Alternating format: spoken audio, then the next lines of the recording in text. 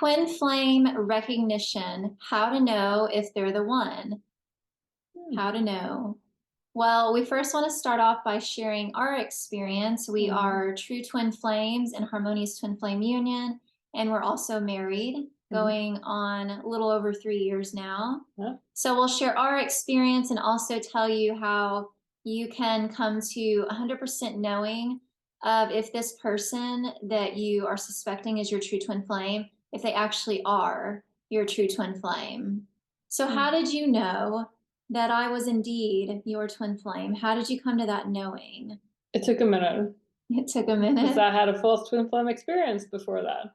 So it took me a moment, but I could tell, like, as soon as we kind of like seen each other, I guess I seen you first, you know. You seen me first. Yeah, so I guess like I had this kind of fascination. I'm like, how did you see me?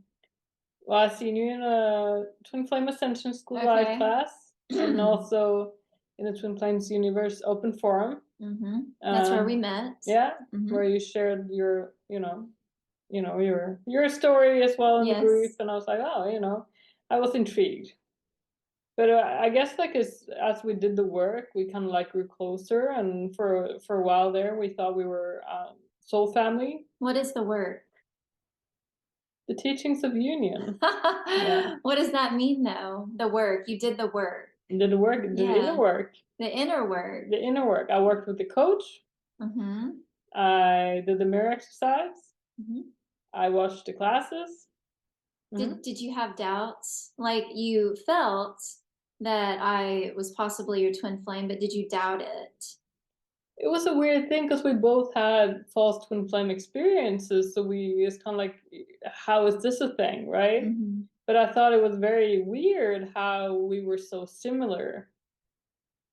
How is this person just like me? And we not be twin flames? Because we thought we were soul family, which, even your soul family can feel very familiar. Yeah, you can feel that like soul resonance thing, right? You can feel that, but it was more than that. Yeah. So yeah, we had a little bit of a talking about that, but you're like, no, that's not. Yes, and this happens a lot. I know this probably happens for almost every single person, where you tell your twin flame that you're twin flames, or and they reject it. Okay, so how did you feel? Adam told me that he felt like we were true twin flames, and I immediately rejected it. I said, no, shut it down. How did that feel? Which of the times? Which of the times? Well, we go with the first time, right? Yeah. Well, I thought it was, it felt like heartbreaking in a sense, right? But like after a bit, I kind of let it go. I was like, well, probably it's just, I don't even know how I could explain it, but I kind of let it go, and I was, you surrendered. Yeah. But in what I felt at the time, right? So yeah, I let it go. I focused on my false twin flame. I was like, well, this is the thing, and kind of like the fall after that summer, you could say, had like a massive, could you call it a dark night of the soul, I guess? Like very, very rough time. And we stopped talking because, we did. Yeah, we quit talking. Yeah. It was like a bit of a fallout. Yeah. Yeah. We did. Yeah, and then fast forward, a lot of healing later. Not so long though. I will say a couple of months. Couple months. Yeah. Of you focusing on your healing, and I've focused on my healing.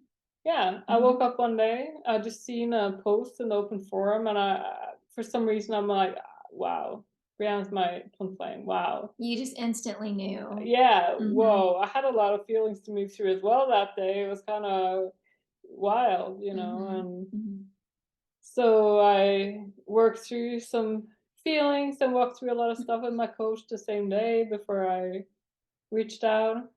Reached out again. You did not like that. I rejected it again. You're like, no, thank you. No, it's not the thing. No, thanks. No, thanks. Yeah, and how did you feel when I rejected it again, the second time? I felt so strong in my knowing that I was like, well, I don't know how to explain this. I just felt it was weird. I just felt very peaceful. Of course, there was a lot of feelings and a lot of like happenings, but I kind of like left you be a little bit. I checked in on you here and there, like, hello, we should probably talk. Oh. Yeah. Yeah, so you can see the process that Adam took was it was he was being sharpened and honed to trust himself because like the first time you wavered, right? You thought, well, yeah, maybe this isn't the thing and then let me keep exploring with my false twin flame. But you continue to do your inner work and as you continue to do your inner work, you had that instantaneous like this I know this is it like without a doubt that this is her and so um even you were tested again right through me rejecting it again it was almost like God was saying are you going to trust yourself this time and you did trust yourself I did. and because we're one consciousness not even 24 hours after the fact the second time I surrendered into it and what that looked like on my end was I rejected it, I felt really bad too. But as I was moving through my feelings as well, I was starting to come, it was almost like a light bulb was going off. Like it was like a 24-hour download of all of these feelings, all of these awarenesses, these aha moments, and how it actually made sense. The connection and the closeness that we had. And then keep in mind too, I had a false twin flame experience, and I was very dead set on this false twin flame was my true twin flame. But actually, this person was nowhere to be around. They quit talking to me for like 2 or 3 years. There was no communication, like no movement at all. And But so, this just, this right, doesn't mean that, if your twin flame hasn't talked to you exactly, in 2 or 3 years, it might exactly. also mean it's just a block to be healed, right? Yeah. Yeah. Yeah, I'm So glad just that you say that too, because everyone's journey is unique and different. And just because this is how it played out for us doesn't mean that that's how it is for you. But on my end, like naturally as you do the inner work, your true twin flame comes closer to you. And so I could also feel that I was approaching harmonious twin flame union. And so Adam was like, hey, this is the thing.